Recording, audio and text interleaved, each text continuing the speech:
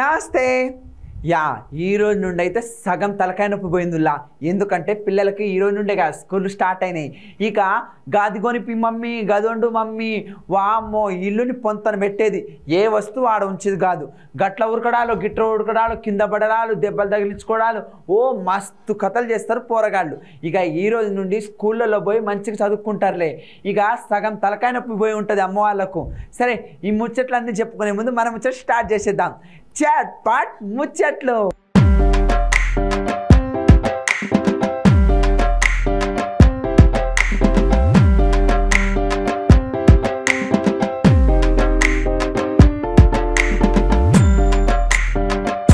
ముందు చూడండి ముఖ్యాంశాలు. మొదటి రోజు ముద్దుగా స్వాగతాలు, పిల్లల చేతులకు ఇచ్చారు పువ్వులు. పోలీసులు పట్టారు లాఠీ, ప్రజలను చేశారంట లూటీ.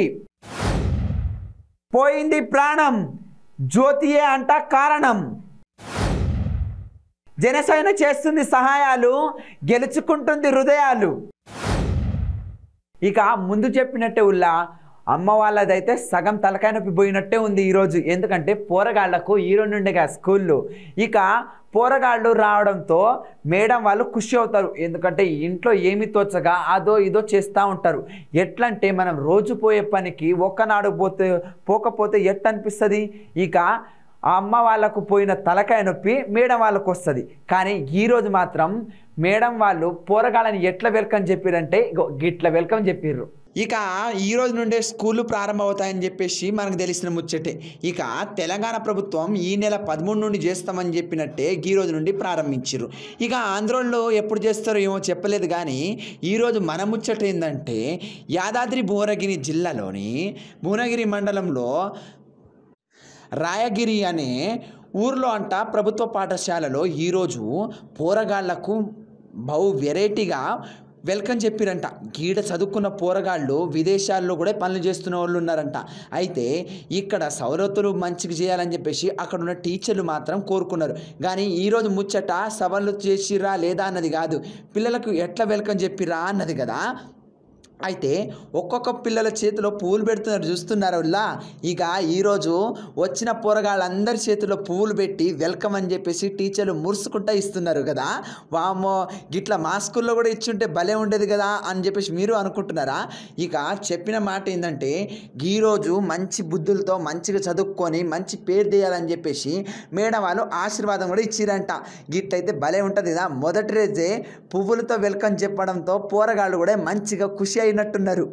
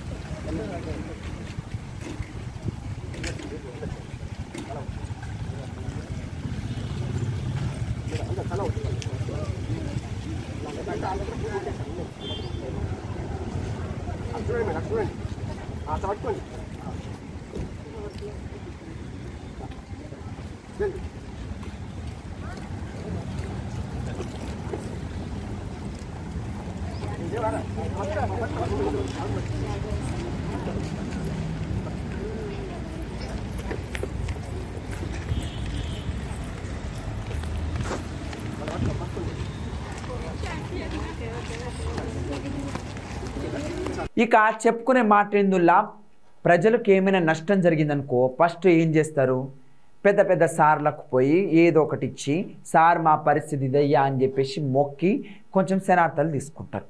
కాకపోతే వాళ్ళు పని చేసే వాళ్ళు కొంతమంది, చేయని వాళ్ళు కొంతమంది. ఇక గట్ల పని కాకపోతే అప్పుడు ఏం చేస్తారు, ఇక ధర్నా చేయడానికి కూర్చుంటారు. ఇక అట్లా ధర్నా జరుగుతున్న ఒక చోట పోలీసులు మాత్రం ఈ పని చేసారు. ఇక ప్రభుత్వాలు ఎన్నో హామీలు ఇస్తాయి, చేస్తూనే ఉంటారు. ఇక ఏం చెప్పుకుంటాం వల్ల ఎన్నిసార్లు అది చేస్తాం ఇది చేస్తాం అని చెప్పేసి మన ప్రభుత్వం అన్న గా పనులు మాత్రం చేయట్లేదు. ఇగో ఒక ముచ్చట మీకోసం తెచ్చుకొచ్చిన ఈరోజు. ఏందంటే సిద్దిపేట జిల్లా అక్కన్నపేట మండలం గౌరవెల్లి అనే ఒక గ్రామం దగ్గర ఒక నిర్మాణం జరుగుతుందంట. అయితే ఆడ ఒక ఆనకట్ట కడుతున్నారంట మన ప్రభుత్వం వాళ్ళు.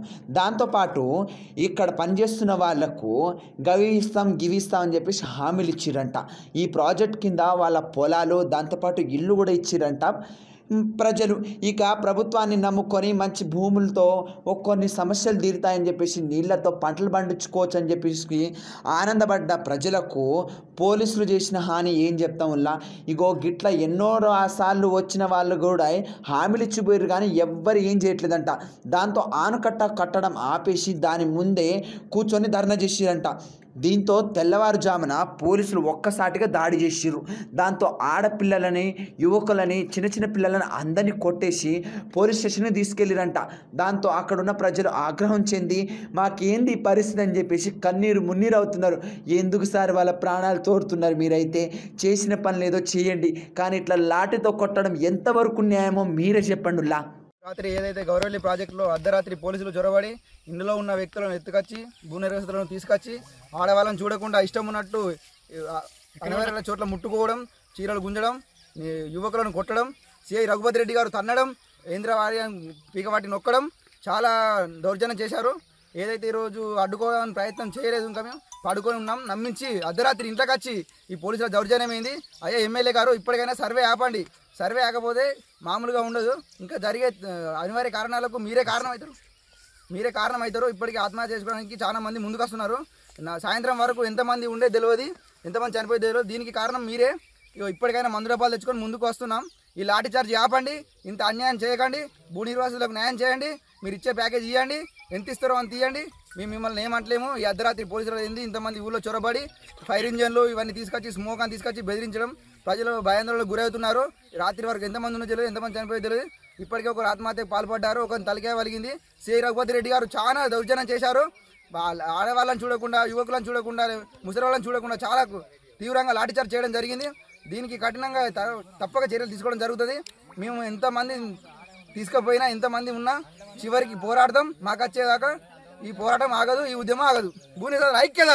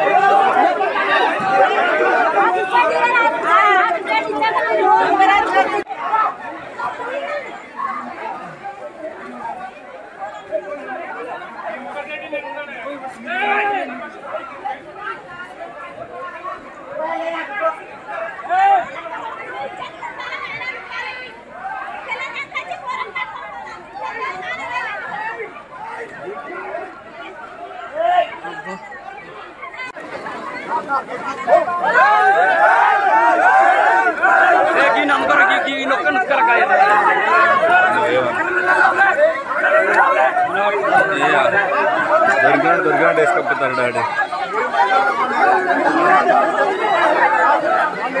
దొరికినట్టు వేసుకపోతారు. ఒక్కరిని తీసుకపోయి గేట్లోపడే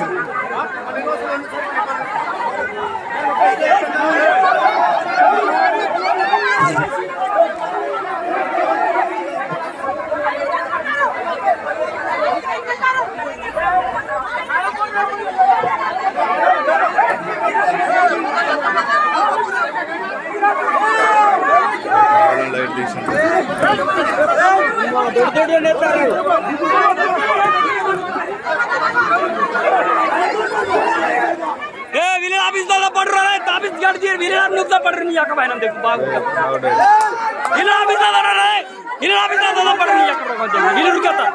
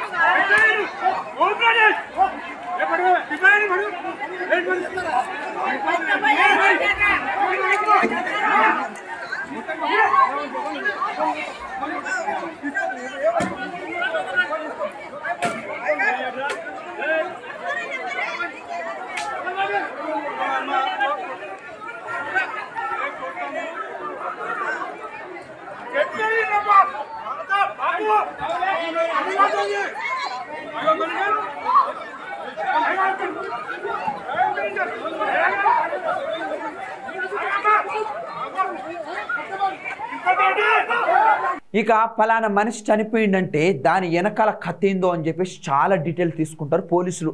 ఏం జరిగింది, ఎట్లా జరిగింది, అసలు కథ ఏంది అని చెప్పేసి చాలా చూస్తారు. కానీ పీటీ టీచర్ వల్ల ఒక పోరగాడు సావడమే వెరైటీగా ఉంది. ఇక నల్లగొండలో జరిగిన విషయము మీకు కోపంతో చెప్పాలా, బాధతో చెప్పాలా, నాకైతే అర్థం కావట్లేదుల్లా. అసలుకి ఏం జరిగిందా? నల్లగొండ జిల్లా నకరికల్ పట్టణంలో SLBC అనే కాలనీ ఉందంట. ఆ కాలనీకి చెందిన ఒక పిల్లోడు, ఆ అబ్బాయి పేరు నాని. అయితే ఈ పిల్లోడు అకస్మాత్తుగా చనిపోయిందంట. ఏంది కథ, ఎట్లా చచ్చిండు ఏందని చెప్పేసి కుటుంబం వాళ్ళు మాత్రము వాళ్ళ స్కూల్లో పీటీగా పనిచేస్తున్న జ్యోతి అనే మేడం మీద మాత్రం గుస్సయ్యారంట. నా పోరగాడు మీ వల్ల చచ్చిండని చెప్పేసి సవాల్ ఇసిరి వాళ్ళ ఇంటి ముందు పోయి ధర్నా కూర్చున్నారంట. ఈ కథ ఏందో ఏమని చెప్పేసి చూడగా పోలీసులు వచ్చి వాళ్ళని కేసు నమోదు చేసేసి ఇక ఏంది సంగతి ఏందా అని చెప్పేసి ఎంక్వైరీ చేస్తున్నారంట. గీతేంది మేడం వల్ల పోరగాడు చావడం ఏందో మాత్రం విచిత్రం ఉందిలా.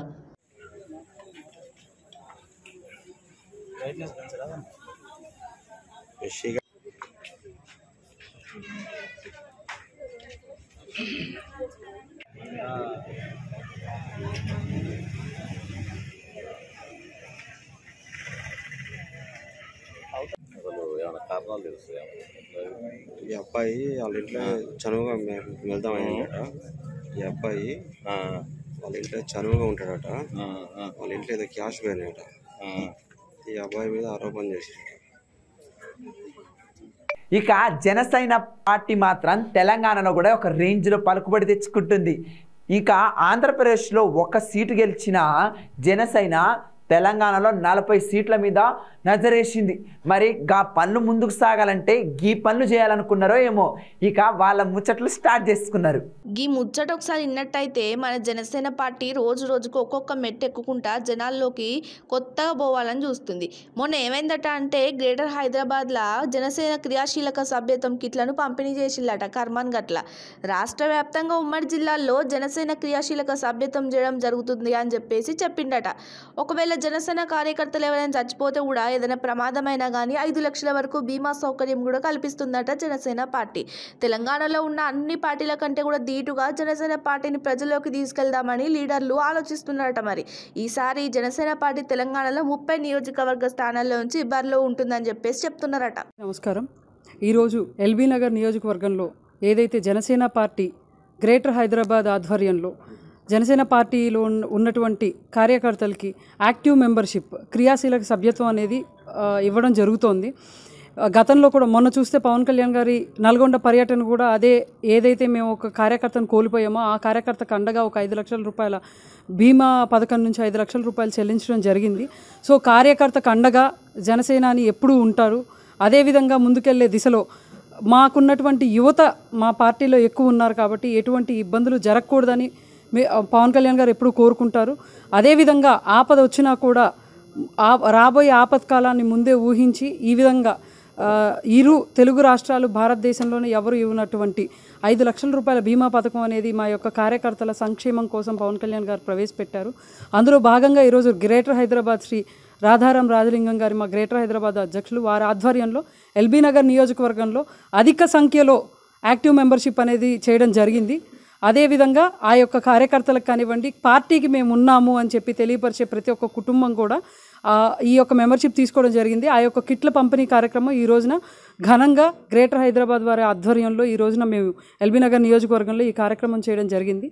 ఈ కార్యక్రమానికి ఇన్విటేషన్ తీసుకుని వెంటనే మాకు సహకరించినటువంటి మీడియా మిత్రులకి ధన్యవాదాలు. జై జనసేన, జై హింద్.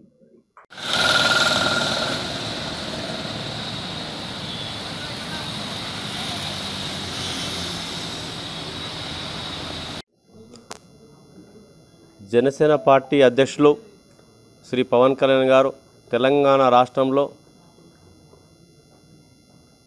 పార్టీ క్రియాశీల కార్యకర్తల కొరకై సభ్యత్వాల కార్యక్రమాన్ని చేపట్టారు.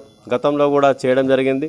ఈసారి చాలా ఎక్కువ సంఖ్యలో చేసి తెలంగాణ రాష్ట్రంలో కూడా రాష్ట్ర వ్యాప్తంగా ఉన్నటువంటి ఉమ్మడి 10 జిల్లాలలో ఈ క్రియాశీల సభ్యత్వాన్ని చేపట్టి క్రియాశీల కార్యకర్తకి అండగా ఉండడానికి ప్రమాదవశత్తు ఏమైనా జరిగితే ఆర్థికంగా 50,000 రూపాయల సాయం, అదేవిధంగా అని అనుకోకుండా ఏమైనా యాక్సిడెంట్ జరిగితే 5 లక్షల బీమా ద్వారా 5 లక్షల రూపాయలు పార్టీ తరఫున చెల్లించడం.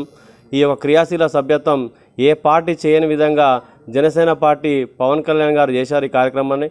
అదేవిధంగా తెలంగాణ రాష్ట్రంలో కూడా రేపు రాబోయే రోజుల్లో కూడా ఉన్నటువంటి రాజకీయ పార్టీలకు దీటుగా జనసేన పార్టీని పవన్ కళ్యాణ్ గారు మన నల్గొండ జిల్లా పర్యటనలో తెలంగాణ రాష్ట్రంలో కూడా దాదాపు 30 సీట్ల వరకు మేము పోటీ చేస్తామని మా అధ్యక్షుడు తెలపడం జరిగింది. అదే ఉత్సాహంతో కూడా ఈ క్రియాశీల సభ్యత్వం చేపట్టి ఈ యొక్క జనసేన పార్టీని తెలంగాణ రాష్ట్ర వ్యాప్తంగా ఉన్నటువంటి రాజకీయ పార్టీలను దీటుగా జనసేన పార్టీ యొక్క రాష్ట్ర నాయకత్వం కానీ, వీర మహిళలు కానీ, జన సైనికులు కానీ అందరూ కలిసికట్టుగా పనిచేసి ఈ పార్టీని ముందుకు రేపు తీసుకెళ్ళి రేపు రాబోయే రోజుల్లో ఎన్నికలలో తప్పకుండా జనసేన పార్టీ ద్వారా మేము తప్పకుండా పోటీ చేసి మాకున్నటువంటి నియోజకవర్గంలో తప్పకుండా దాదాపు 30 నియోజకవర్గాల్లో పోటీ చేస్తాం. కార్యక్రమం చేపడుతున్నాం. ముందుగా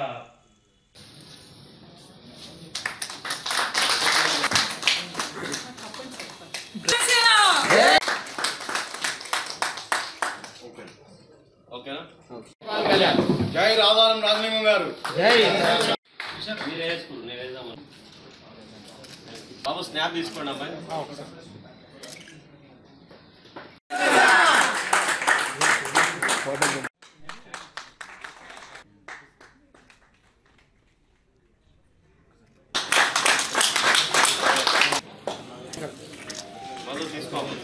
అలా చూడండి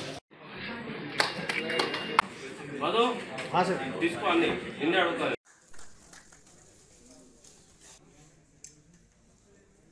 దాదాపు మనం 3,000 చిల్లర పైచిలకు చేశాం. ఇక్కడ చేసి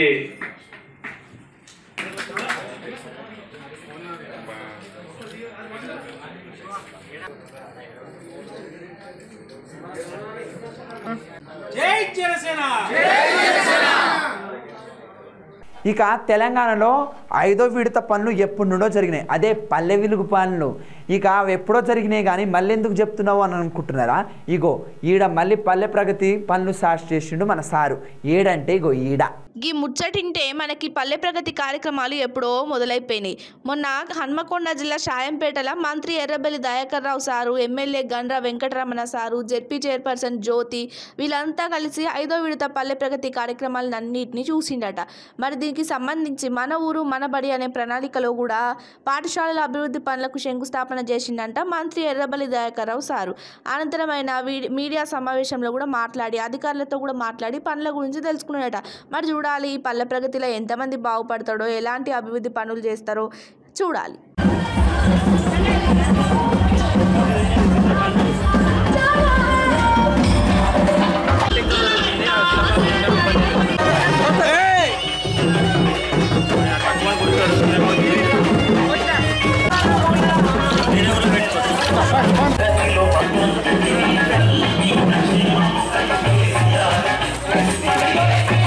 లక్షలు 4 లక్షలు శాంక్షన్ చేసిండు. నేను అదే విధంగా మొన్న SDF నుంచి వెళ్ళి మళ్ళీ 10 లక్షలు నేను సర్పంచ్ అయినాక ఆ ప్రొసీడింగ్ ను తీసుకొచ్చి అది మీరు కంప్లీట్ చేయాలి అని నాతో అన్న ధర్మిలాలో మేము అది కంప్లీట్ చేసి ఇవాళ ఓపెనింగ్ చేసుకొని మన గౌరవ సోదరులకు కూడా ఆ బిల్డింగ్ ను అందజేసినాం. 6 తోటి సలహా తీసుకొని అదే ధర్మిలా దాన్ని ఇవాళ పెండింగ్ పెట్టడం జరిగింది. పోచమ్మ గుడి కూడా మన అందరికీ మన దేవత కాబట్టి అందరికి కూడా దాన్ని కూడా పూర్వ వైభవం తీసుకొచ్చడానికి కంకణ బద్దులు.